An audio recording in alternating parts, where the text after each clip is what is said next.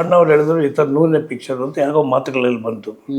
ಆಮೇಲೆ ನಾನು ಹೇಳಿದೆ, ಸರ್ 100ನೇ ಪಿಕ್ಚರ್ ಆಗಿದೆ, ನಾವು ಫ್ರೆಂಡ್ಸ್ ಎಲ್ಲ ಸೇರಿ ನಿಮ್ಗೆ ಸನ್ಮಾನ ಮಾಡಬೇಕು. ಆಮೇಲೆ ರಾಜ್ಕುಮಾರ್ ಅವ್ರಿಗೂ ಹೋಯ್ತು ಕಂಪ್ಲೇಂಟು. ಆಮೇಲೆ ಅವರೇ ಸಾಲ್ವ್ ಮಾಡಿದ್ರು. ವಿ.ಕೆ. ಗೋಕಾಕ್ ಅದೇ ಚಳವಳಿ ಸ್ಟಾರ್ಟಿಂಗ್ನಲ್ಲಿ ಕೊಡ್ತಿದ್ರು. ಯಾವುದಲ್ಲಿ ಬಂತು ಕಾರ್ನಲ್ಲಿ, ಕಾರ್ ಅವ್ರು ಕಳಿಸ್ಕೊಡಿ ನನ್ನ ಜೊತೆಲಿ ಬಂದಿತ್ತು. ಬಸ್ ಮೇಲೆ ತೆಗಿತಾ ಇದ್ದೀನಿ, ಉತ್ಸಾಹ ಆವಾಗ ನಮಗೆ ಬಿದ್ದುಬಿಡ್ತಾ ಇದ್ದೆ. ಅಂಬರೀಷ್ ಇಟ್ಕೊಂಡ್ರು ನನ್ನ. ಸರ್ ಬಾಲಕೃಷ್ಣ ಅವರು ಅಭಿಮಾನ್ ಸ್ಟುಡಿಯೋ ಅಂತ ಮಾಡಬೇಕು ಅಂತ ಕಲೆಕ್ಷನ್ ಮಾಡೋಕೆ ಬಂದಿದ್ದರು, ಟಿಕೆಟ್ಗಳು ಕೊಡೋದು. ನರಸಿಂಹರಾಜ್ ಅವ್ರಷ್ಟೇ ತುಂಬ ಪರಿಚಯ ಅವರು ಒಂದ್ಸಲ ನಂದಿ ಇಸ್ಕೋಬೇಕು ಅಂತ ಅವ್ರದ್ದು ಹಳೇ ಕಾರಿತ್ತು, ಫ್ಯಾಮಿಲಿ ಎಲ್ಲ ಬಂದಿದ್ದರು. MP ಶಂಕರ್ ಅವರಿಬ್ಬರು ಮಂತ್ರಾಲಯಕ್ಕೆ ಹೋಗ್ಬೇಕು ಅಂತ ಬಂದರು ಬೆಳಗಿನ ಜಾವ. ಅವ್ರಿಗೆ ಏನಾಯಿತು ಅಂದರೆ ವಿಜಯ್ ಡೈರೆಕ್ಟ್ರಿಗೆ ತಲೆನೋವು ಶುರುವಾಗ್ಬಿಟ್ಟಿದೆ. ಅಣ್ಣವರು ಅಂಥವೆಲ್ಲ ಅದೇನು ಅವರು ಒಳ್ಳೆ ಡ್ರೆಸ್ಸು ಎಲ್ಲ ಹಾಕೊಳ್ಳಿಕ್ಕೆ ಇಷ್ಟಪಡೋದಿಲ್ಲ. ಅಂಬಿಕಾ ಅಂಬರೀಷು ಅದು ಕ್ಲೋಸಪ್ಸ್ ಎಲ್ಲ ತೆಗೆದೆ. ನಮ್ಮ ರವಿಯವ್ರ ಜೊತೆಯಲ್ಲಿದ್ದರು. ರವಿಗೆ ಅವ್ರ ಪಿಕ್ಚರ್ ಇರಲಿಲ್ಲ, ರವಿಚಂದ್ರನ್ ಅವ್ರ ಮನೆಗೆ ಬಂದಿದ್ರು ಸರ್. ಅಂಬರೀಷ್ ಕರ್ಕೊಂಡು ಬಂದಿದ್ರು ಲಾಸ್ಟ್ ಶೂಟಿಂಗ್ಗೆ.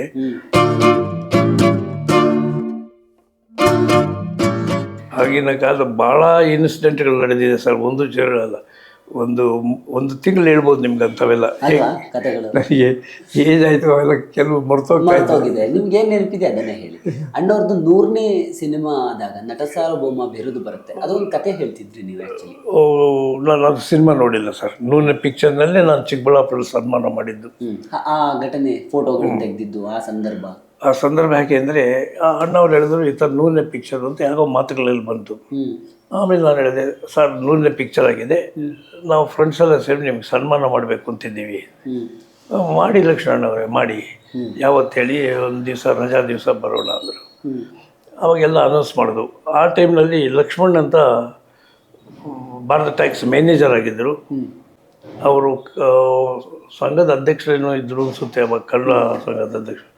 ಅವರು ಬಂದು ನನಗೆ ಗಡಿಬಿಡಿ ಮಾಡಿದ್ರು, ನೀವು ಮಾಡೋಕ್ಕೆ ಇದಿಲ್ಲ, ಸ್ಟೇಟ್ ಲೆವೆಲ್ ಮಾಡಬೇಕು ಫಸ್ಟು, ನೀವು ತಾಲೂಕು ಲೆವೆಲ್ ನಾನು ಕೊಡೋದಿಲ್ಲ, ಹಾಗೆ ಹೀಗೆ ಅಂದರು.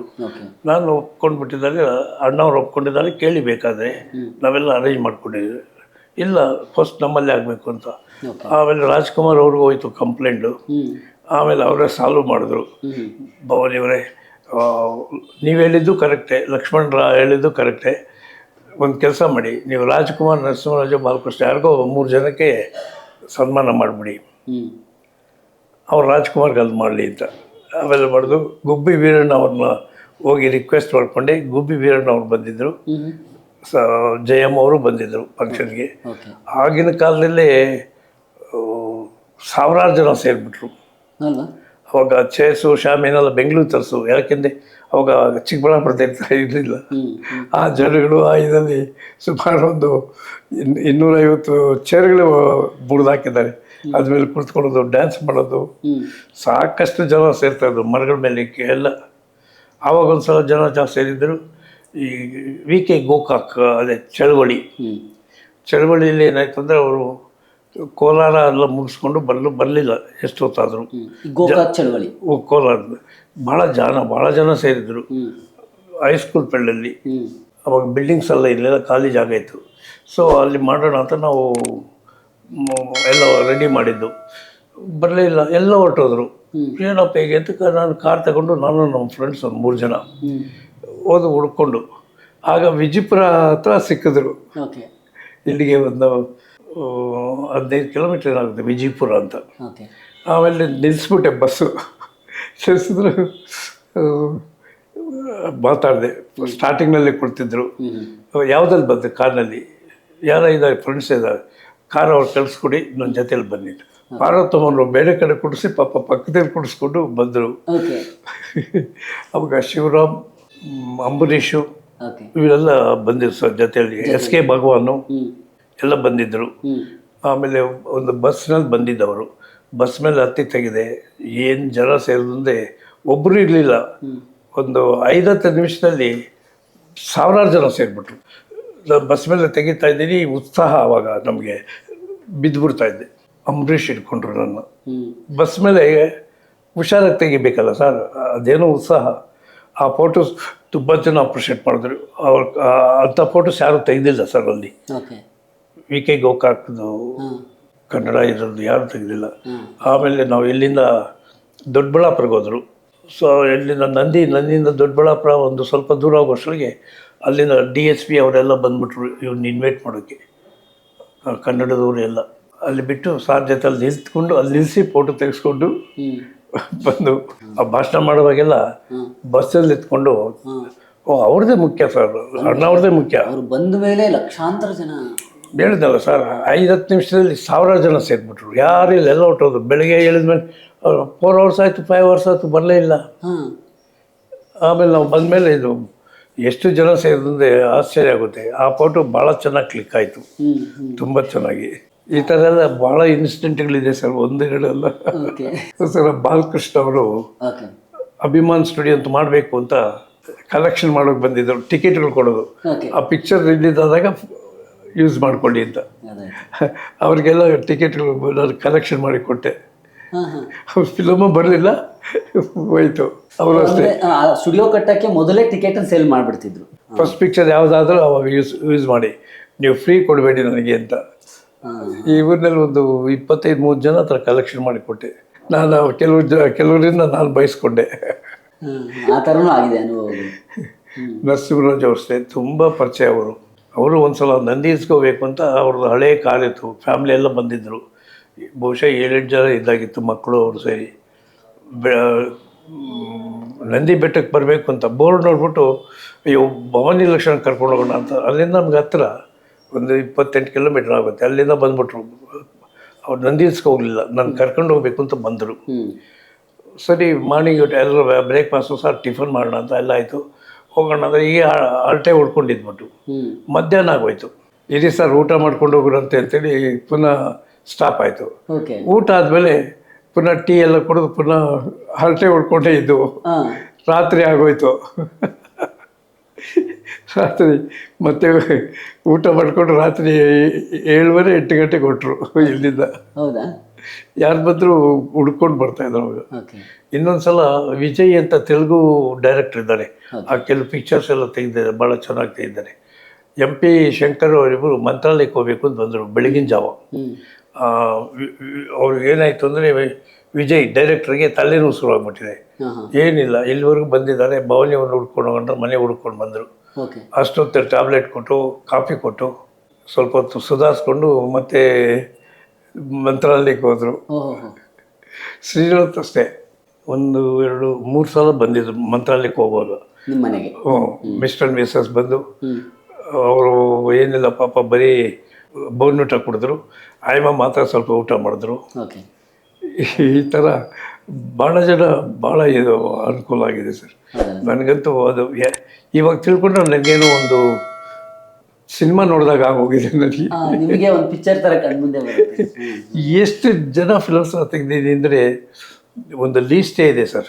ನನಗೆ ಇತ್ತೀಚೆಗೆ ನಾನು ಕೊರೋನಾದಲ್ಲಿ ಅಟ್ಯಾಕ್ ಆಗಿ ಏನೋ ಬದುಕಿದ್ದೇ ಕಷ್ಟ, ಆಮೇಲೆ ನೆನಪುಗಳು ಕಮ್ಮಿ ಆಗೋಯ್ತು. ಅದು ಒಂದೇನೋ ವಿಶೇಷ ಅಂದರೆ ಹಳೇದು ಸ್ವಲ್ಪ ಪರವಾಗಿಲ್ಲ ಆಗೋಗಿ ನೆನಪಿದೆ, ರೀಸೆಂಟ್ ನೆನಪಿಲ್ಲ, ಈ ಥರ ಆಗೋಗಿದೆ. ಆಮೇಲೆ ಈಗ ಸುಮಾರು ನಾನು ಬಿಟ್ಟು 10 ವರ್ಷ ಆಗೋಯ್ತು ಸರ್. ಬೈಕಲ್ಲೂ ಡ್ರೈವ್ ಮಾಡೋದಿಲ್ಲ. ಇವಾಗ ನನಗೆ 90 ಆದಮೇಲೆ ಎಲ್ಲಿ ಆಚೆನೂ ಹೋಗೋದಿಲ್ಲ. ನಮ್ಮ ಮಗ ಜೊತೆಯಲ್ಲಿ ಬರ್ತಾನೆ ಹೋಗೋದು ಬರೋದು.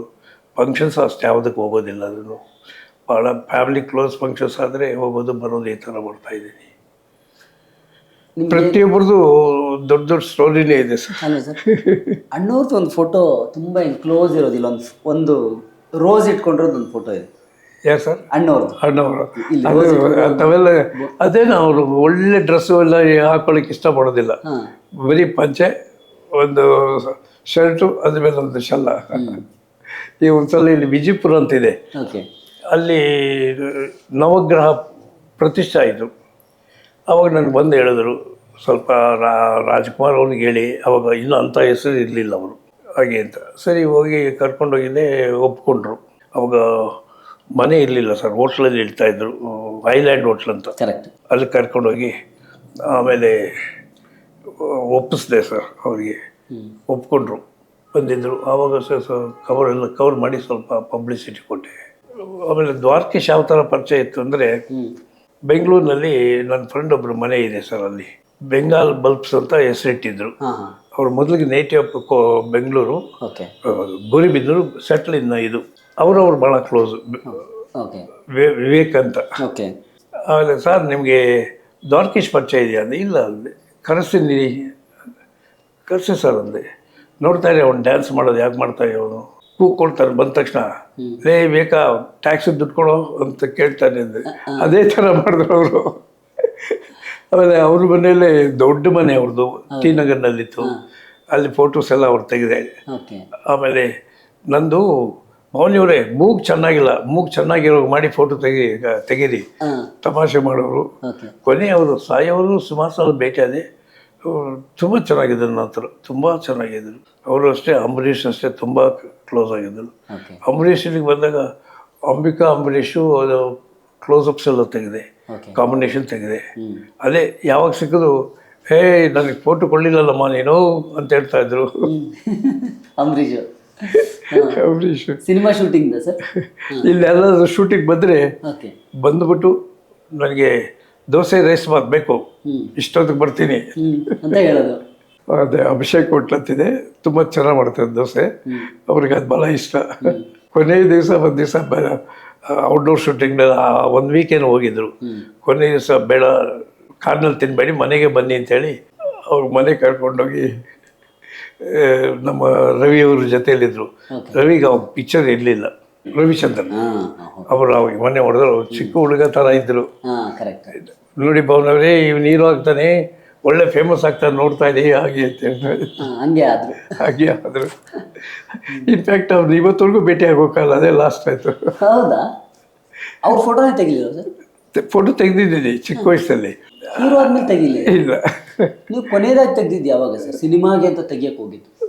ಅವ್ರ ಮನೆಗೆ ಬಂದಿದ್ದು ಸರ್, ಅಂಬರೀಷ್ ಕರ್ಕೊಂಡು ಬಂದಿದ್ದು ಲಾಸ್ಟ್ ಶೂಟಿಂಗ್ಗೆ. ಅವಾಗ ಪರಿಚಯ ಮಾಡಿಕೊಟ್ರು ಮನೆಯಲ್ಲಿ. ಆವಾಗ ಮನೆಯವರು ನಾವೆಲ್ಲ ಒಂದು ಗ್ರೂಪ್ ಫೋಟೋನು ತಗೊಂಡು ಆ ಥರ ಈ ಅಪ್ಪ ಇಷ್ಟು ಶೇನ್ ಆಗ್ತಾನೆ ಅಂತ ಗೊತ್ತಿಲ್ಲ ನನಗೆ. ಈ ಥರ ಸಾಕಷ್ಟು ಅನುಭವಗಳಿದೆ ಸರ್. ಅಂಬರೀಷ್ ಅವ್ರದ್ದು ಆ ಜಲೀಲನ್ ಪಾತ್ರ ಮಾಡಿದ್ರು ನಾಗರಾವ್ ಸಿನಿಮಾದಲ್ಲಿ, ಏನು ನೆನಪಿದೆ ನಿಮಗೆ? ನಾನು ನಾಗರಾವ್ ಶೂಟಿಂಗ್ ಹೋಗಲಿಲ್ಲ ಸರ್. ಅವತ್ತು ಏನಾಯ್ತು ಅಂದರೆ ಇನ್ನು ಚಿಕ್ಕಮಗಳೂರಲ್ಲಿ ಯಾವುದೋ ಒಂದು ಶೂಟಿಂಗ್ ಬಂದಿದ್ದರು, ಅಲ್ಲಿಗೆ ಹೋಗಿದ್ದೆ ಜೊತೆಯಲ್ಲಿ. ಅವ್ರ ಜೊತೆ ನಾನೇ ಕಾರ್ ತಗೊಂಡು ನನ್ನ ಕಾರ್ನಲ್ಲಿ ಹೋಗಿದ್ದೆ. ಆಮೇಲೆ ಎಲ್ಲ ಹೋಟ್ಲಲ್ಲಿ ಮೀಟ್ ಮಾಡೋದು, ಎಲ್ಲರೂ ಜೊತೆಯಲ್ಲಿ ಊಟ ಎಲ್ಲ ಮಾಡಿ ನಾನು ಬೇರೆ ಟೂರ್ ಹೋಗ್ಬೇಕಾಯ್ತು, ಹೊಟ್ಬಿಟ್ಟೆ. ಅದೇ ಕೆಲಸವಲ್ಲ, ಅವ್ರು ಇದ್ದಾರೆ ಅಂತ ಹುಡ್ಕೊಂಡು ಹೋಗಿದ್ದೆ, ಮಾಡೋದು ಜೊತೆಯಲ್ಲಿದ್ದೆ. ಅವರು ನನಗೆ ತುಂಬ ಮರ್ಯಾದೆ ಕೊಡೋರು. ಪುಟ್ಟಣ್ಣವರು ಅವ್ರದ್ದು ಸಾಕಷ್ಟು ತೆಗ್ದಿದ್ದೀನಿ ಸರ್. ಅವರು ವರ್ಕು ಎಲ್ಲ ನೋಡಿದ್ದೀನಿ. ತುಂಬ ಗಂಭೀರ ವ್ಯಕ್ತಿ, ಕೆಲಸ ಮಾಡೋದ್ರಲ್ಲಿ ಸ್ಪೆಷಲ್ ಇಂಟ್ರೆಸ್ಟ್ ಎಲ್ಲ, ಒಂದಲ್ಲ 10 ಟೇಕ್ ಆದರೂ ಬಿಡೋದಿಲ್ಲ. ಹಾಯ್, ಎಲ್ಲರಿಗೂ ನಮಸ್ಕಾರ. ನಾನು ನಿಮ್ಮ ಲಾಸ್ಯ ನಾಗರಾಜ್. ಡೈಲಿ ಮಾಧ್ಯಮ ಅಂತ ಒಂದು ಯೂಟ್ಯೂಬ್ ಚಾನಲ್ ಇದೆ. ಅದರಲ್ಲಿ ಎಲ್ಲ ಥರ ಎಂಟರ್ಟೈನ್ಮೆಂಟ್ ನ್ಯೂಸ್ ನಿಮಗೆ ಸಿಗ್ಬೋದು. ನಾನು ಕ್ಯಾನಡಾಲ್ಲಿ ಕೂತ್ಕೊಂಡು ದಿನಾ ಒಂದು ಕಳಿಸ್ತಾ ಇರ್ತಾರೆ ಇವರು. ನಾನು ಏನೋ ಇಲ್ಲಿ ಏನು ನಡೀತಿದೆ ಅಂತ ಎಲ್ಲ ನಾನು ಡೈಲಿ ಮಾಧ್ಯಮದಿಂದನೇ ನಾನು ಕ್ಯಾಚಪ್ ಮಾಡಿದ್ದು. ಮತ್ತು ಸೊ ಇವ್ರ ಚಾನೆಲ್ ಎಂಟರ್ಟೈನ್ಮೆಂಟ್ ಪ್ಲಸ್ ಇನ್ಫಾರ್ಮೇಷನ್ ಎರಡೂ ನಿಮಗೆ ಕೊಡ್ತಾರೆ. And it is all factual and it is really interesting. ಅವರು ಹೇಳೋ ರೀತಿ ತುಂಬ ಇಂಟ್ರೆಸ್ಟಿಂಗ್ ಆಗಿರುತ್ತೆ. ಸೊ ನೋಡಿದ ತಕ್ಷಣ ನೋಡ್ತಾನೆ ಇರಬೇಕು ಅನಿಸುತ್ತೆ. So subscribe, like and share daily ಮಾಧ್ಯಮ. Thank you.